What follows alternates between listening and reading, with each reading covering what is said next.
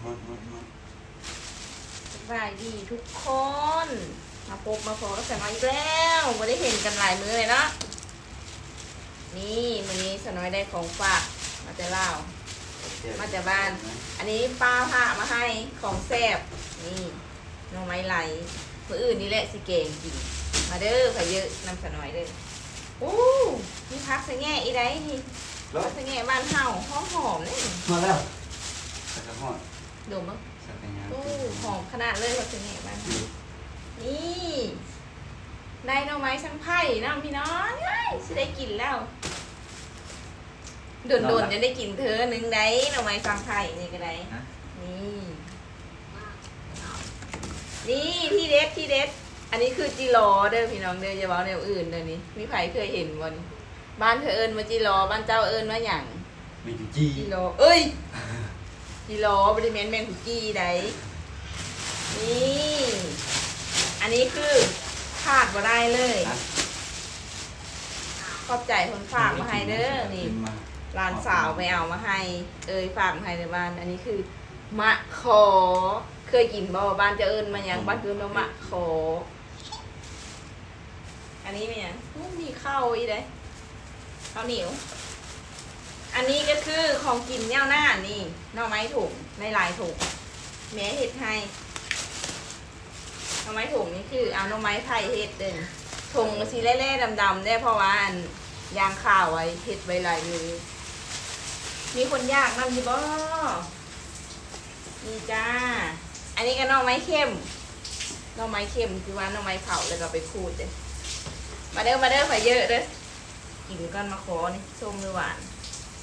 เตะไม่รู้เลย แซ่บชมมาแซ่บ หนังมันชื่อชมค่ะบ๊ายบายไปแกงหน่อไม้กันเด้อนี่หน่อไม้ทั้งไทยก็ได้หน่อไม้ลายก็ได้เครื่องแกงครบมากินน้ำกันเด้อขอบใจเด้อคนพามาให้เด้อขอบใจป้าแล้วก็ขอบใจขอบใจแม่ผมขอบใจร้านสาวผมเด้อนั่งนุชนั่งหนูไปเอามาขอมาให้หลังจากที่เฮาขอบใจคนฝากมาให้กินแล้วมื้อนี้เฮาก็สิมา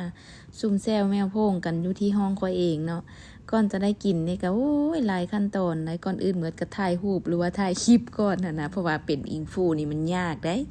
มื้อนี้ก็สิมากินแกงหน่อไม้ที่อันปลาฝากมาให้แต่บ้านนั่นแหละเนาะสิแกงแซ่บๆมื้อนี้นะนี่แกงหน่อไม้หม้อน้อยทั้งหมดหม้อต้องมี2หม้อมีแกงหน่อไม้แล้วก็มีตำบักหุ่งนำเพราะว่ามื้อนี้นี่สาวเดิมเพิ่นเป็นเซฟส่วนค่อยนี่สิเป็นแบบคนเกมเคิร์กเนาะสิเป็นลูกมือเขามื้อนี้ตอนนี้สาวเดิมเพิ่นกำลังซิมเพิ่นปรุงทุกอย่างเลยเพิ่นเอาแซ่บว่ะสู้ๆว่าใครกินแกงหน่อไม้ข้อนี้รับรองว่าแซ่บแห้งเพิ่นว่าได้เพิ่นก็โคเลเนาะในการแกงหน่อไม้ของเฮามื้อนี้ก็โอ้มันก็แซ่บแล้วเนาะหน่อไม้สดตัดภาพมาทางนี้กันนี่เห็นบ่เกมสถานที่ไว้แล้วแล้วก็มีคนมานั่งท่าอีไดอันนี้ก็คือน้องสาวคนงามเพิ่นเนาะเฮ็ดตำบักหุ่งนี่เนาะถึงขั้นตอนซิมเพิ่นเนาะซิมทุกคนก็ซิมโอ้แซ่บนี่อันนี้เพิ่นก็ให้อายซิมอายเพิ่นก็ซิมแล้วโอ้ยกุ้งตัวบักใหญ่นึงตำบักหุ่งก็ใส่กุ้งนำพี่น้องเอ้ยหั่นเลยปอตัวแซ่บเวอร์เพิ่นเอาอายเพิ่นก็บ่น้อยหน้าได้หันมาทางนี้กันยังคุกอยู่โคกก็มันน้อยเนาะก็เลยต้องว่าได้สาวใส่คัน3หั่นนะอันนี้ก็เรียบร้อยแล้วตำมะฮงเฮาก็มาจากสถานที่เรียบร้อยแล้วคือแบบหน้าตาแบบเป็นตะกลิ่นมากอันนี้ก็คือน้ำหวานเนาะน้ำหวานนี่ก็แม่นเอามากินกับอันนี้แหละอะไรทำไมนี่แหละเพราะว่ามันขาดบ่ได้เด้กินข้าวกินของเผ็ดแล้วก็ต้องมีของหวานนี่ก็คือเป๊ปซี่อันนี้ก็บ่แม่นหยังหลายอันนี้นะวิตามินคือแปลว่าก๊อกจักหน่อยพอมีแห้งเพิ่นว่านิยมใช้ผสมM100เพิ่นว่านี่เด้อตอนนี้ก็แล้วแกงหน่อไม้เฮากับมาเด้อจ้า FC ทุกคนมากินแกงหน่อไม้นำสาวน้อยแซ่บๆเด้อ